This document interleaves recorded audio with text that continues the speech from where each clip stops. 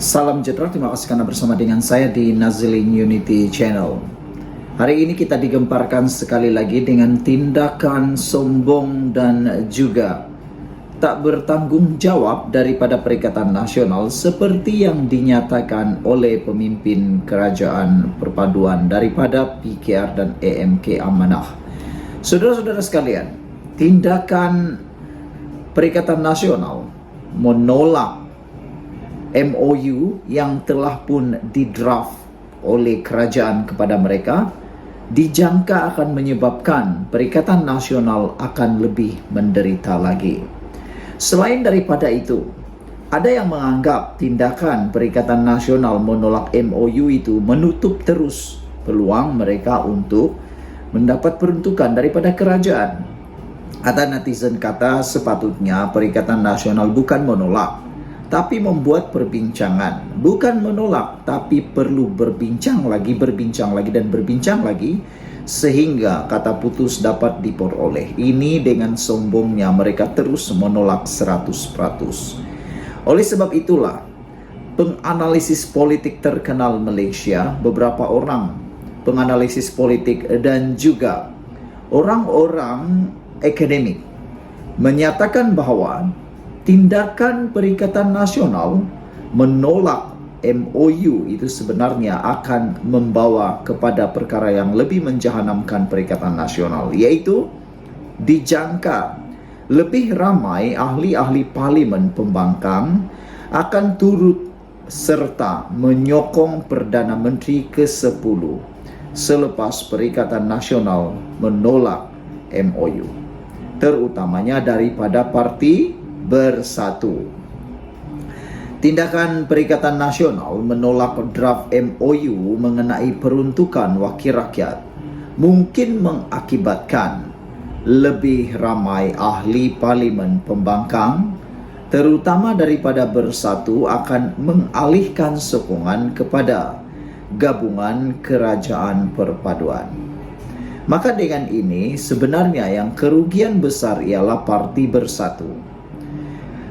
Tentang akta anti lompat parti, sekiranya ahli-ahli parlimen daripada Parti Bersatu menyokong kerajaan, mereka sebenarnya sudah bersedia sama ada dilucutkan daripada parlimen ataupun sama ada mereka akan terus menjadi calon bebas. Ada duluan sebelum ini, yaitu berjayanya 6 ahli parlimen menyokong Anwar Ibrahim tanpa kehilangan kerusi parlimen mereka. Adakah itu akan menjadi rebutan ataupun itu akan menjadi ikutan? Adakah itu akan menjadi duluan kepada kes-kes yang mana akan membabitkan beberapa orang ahli parlimen lagi? Karena sebelum ini kita sudah dengar ada berita kabar angin pada waktu itu menyatakan bahwa ada lebih daripada 10 orang lagi bakal menyokong Anwar Ibrahim. Salah satunya telah pun terbukti di Adun Selangor, yang mana di Selangor salah seorang ahli Dewan Undangan Negeri daripada Bersatu telah pun menyatakan sokongan kepada Anwar Ibrahim. Maka dengan itu dijangka akan ada lebih daripada 10 orang ahli parlimen Perikatan Nasional, khususnya terutamanya daripada Bersatu, mungkin dijangka akan mengalihkan sokongan kepada gerakan gabungan Kerajaan Perpaduan. Manakala tidak, mereka tidak mempunyai apa-apa peruntukan untuk diberikan kepada ahli parlimen ataupun kepada kawasan parlimen. Bukankah sesuatu yang tidak bertanggung jawab bagi mereka hanya mementingkan kerusi mereka berbanding pembangunan tempat tersebut? Itulah yang dikatakan tidak bertanggung jawab. Tindakan Perikatan Nasional menolak MOU dikatakan sebagai tidak bertanggung jawab. Mereka sepatutnya menerima atau berbincang semula tentang MOU itu sehingga ada kata putus antara dua pihak. Namun mereka tolak. Jadi, adakah selepas ini kita akan lihat pula lebih 10 orang atau kita cakap sajalah 12 orang atau 11 orang ahli parlimen Bersatu akan menyokong Anwar Ibrahim? Kita tunggu dan lihat. Sekian dulu untuk kali ini. Jangan lupa tinggalkan komen Anda, tekan butang subscribe. Salam sejahtera, terima kasih karena bersama dengan saya di Nazilin Unity Channel. Keputusan Perikatan Nasional paling mengejutkan seluruh Malaysia ialah apabila Perikatan Nasional menolak MOU ataupun Perjanjian Persefahaman antara kerajaan dengan Perikatan Nasional berkait dengan peruntukan pembangkang. Di dunia ini, saudara-saudara sekalian, belum pernah kita dengar orang yang diberikan tawaran yang buat tawaran. Anda paham maksudnya? Perikatan Nasional mahu kalau syarat yang diberikan itu ikut acuan mereka. Belum pernah kita dengar di seluruh dunia ini orang yang dibawa berunding ataupun orang yang dibawa masuk dalam MOU itu yang menentukan syarat. Biasanya mana-mana perjanjian, orang yang menjadi host lah yang membuat syarat. Jadi memang benarlah ini 4 hujah menjawab Perikatan Nasional yang tak sedar diri. Mereka seakan-akan bermain MOU itu seakan-akan mereka menjadi mangsa.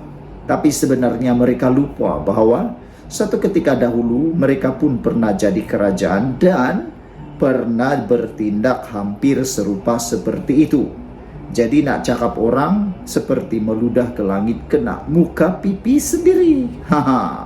Saudara-saudara sekalian, pembangkang dilihat terus berdolak dalih apabila menolak 2 draft cadangan Memorandum Persefahaman MOU daripada Kerajaan Madani berhubung peruntukan kepada ahli Parlimen Perikatan Nasional PN. Ada netizen yang cukup marah, terutamanya akar umbi daripada Pakatan Harapan. Mereka kata tak perlulah berunding. Nak buat apa lagi susah-susah berunding. Kalau memang dah menolak, biarkan saja mereka menolak, kata mereka. Ada banyak cara untuk menyalurkan uang peruntukan bagi kawasan parlimen tersebut, antaranya melalui khidmat, melalui saluran-saluran selain ahli parlimen. Nah, itu kan lebih baik.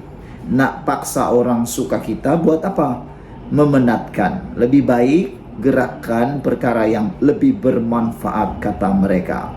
Semalam, Ketua Pembangkang Datuk Seri Hamzah Zainuddin mengemukakan 4 alasan Blok Perikatan Nasional memutuskan sedemikian. Hamzah mendakwa cadangan MOU itu bercanggah dengan Perlembagaan Persekutuan dan nilai budaya, moral dan agama. Selain boleh ditafsir sebagai disalah tafsir, salah guna kuasa serta mengongkong kebebasan. Bercakap tentang kebebasan, apa maksud kebebasan yang ingin disampaikan oleh Hamzah Zainuddin? Adakah maksud kebebasan itu ialah kebebasan untuk mencerca, menghina, memaki dan memfitnah? Saudara-saudara sekalian, mengulas mengenai keputusan Perikatan Nasional itu, berikut kita hujahkan beberapa hujah pemerhati politik. Amir Hamzah membidas 4 sebab fundamental Perikatan Nasional yang dilihat sengaja menunggang Perlembagaan Persekutuan juga sentimen 3R. Nombor 1, bertentangan dengan Perlembagaan Persekutuan. Jadi benarlah bahwa Amanat Hadi Awang 1981 adalah amanat songsang. Amanat itu menyatakan bahawa menentang sesiapa yang menjunjung Perlembagaan Persekutuan adalah kafir dan menentang mereka yang menjunjung perlembagaan adalah jihad. Sekarang sudah tidak kafir lagi. Bagaimana dengan kematian 14 orang PAS dulu tuh? Mati syahid atau mati kata beliau. Tiada peruntukan dalam akta untuk ahli parlimen. Tiada peruntukan dalam akta untuk ahli parlimen. Yang ada adalah gaji dan allowance. Peruntukan adalah untuk kawasan parlimen. Peruntukan ahli parlimen adalah atas budi bicara mana-mana Perdana Menteri. Mahu peruntukan tapi dalam masa yang sama mahu tebuk atap, siapa nak bagi? Itu yang kita nak tanya. Kalau bagi peruntukan tapi pada masa yang sama nak tebuk atap, siapa nak bagi? Tanyalah kepada PAS dan Bersatu. Tanyalah Perikatan Nasional, adakah mereka juga sanggup melakukan perkara itu kalau mereka yang terkena di hidung sendiri. Nombor 2, hujah tentang bertentangan dengan nilai budaya dan agama, menjaga keamanan dan keharmonian masyarakat berbilang bangsa adalah selari dengan nilai budaya dan tuntutan agama. Isu-isu 3R wajar dan munasabah untuk tidak dijadikan peluru membangkitkan ketidakharmonian dalam negara. Di mana pertentangannya? Di mana pertentangannya? Di mana pertentangannya? Nah, lainlah kalau tiada modal nak bangunkan negara, maka terpaksa pusing isu 3R macam selalu. Nomor 3, boleh salah tafsir dan salah guna kuasa. Pengistiharan harta adalah sebagai langkah pencegahan kepada rasuah dan penyelewengan peruntukan untuk meningkatkan accountability ahli parlimen. Ini juga dapat meningkatkan integriti. Di mana salah tafsirnya? Ada yang bilioner. Saudara-saudara sekalian, menjadi perdebatan di media sosial, kata mereka, kalau kerajaan perlu mengisytiharkan harta, kenapa pembangkang tidak perlu mengisytiharkan harta? Kalau para penjawat awam yang lain sekecil-kecil jawatannya pun terpaksa mengisytiharkan harta, kenapa pula ahli parlimen kalis daripada membuat pengisytiharan harta? Seperti dikatakan oleh penganalisis politik ini, jangan-jangan ada yang coba disembunyikan. Jangan-jangan ada yang sudah jadi bilioner. Nomor 4, mengongkong kebebasan. Tiada lagi mana-mana rakyat yang ditangkap, dibelasa dan dimasukkan ke dalam lokap setakat ini kerana mengkritik kerajaan. Yang mendakwa kononnya mulut kena kunci bagai itu terus mengkritik, terus-menerus mengkritik dalam semua media sosial. Yang dilarang sebenarnya adalah memfitnah. Itu dia. Justru kalau kamu dah menolak, itu pilihan kamu. Kerajaan Madani bertanggung jawab untuk memastikan dan mengutamakan kestabilan serta keharmonian negara terus kekal. Saudara-saudara sekalian, ini memang hebat. Inilah alasan mengapa Perikatan Nasional harus sadar diri. Jangan lagi angkuh, jangan lagi tak sadar diri. Harus cepat sadar diri. Kalau nak peruntukan pembangkang itu, kena sadar bahawa anda yang perlu, bukannya kerajaan. Kalau tak nak, tak apa. Tidak apa, tiada masalah. Kerana seperti yang telah diterangkan sebentar tadi, di dalam akta, mana-mana akta perlembagaan, tiada peruntukan dalam akta untuk ahli parlimen. Yang ada hanya gaji dan allowance. Peruntukan adalah untuk kawasan parlimen. Peruntukan adalah untuk kawasan parlimen, bukan ahli parlimen. Maknanya, kalau peruntukan diserahkan, dia boleh diserahkan kepada unit-unit tertentu untuk pelaksanaan dan pembahagian bajet tersebut. Itulah dia. Sekian dulu untuk kali ini. Jangan lupa tinggalkan komen Anda.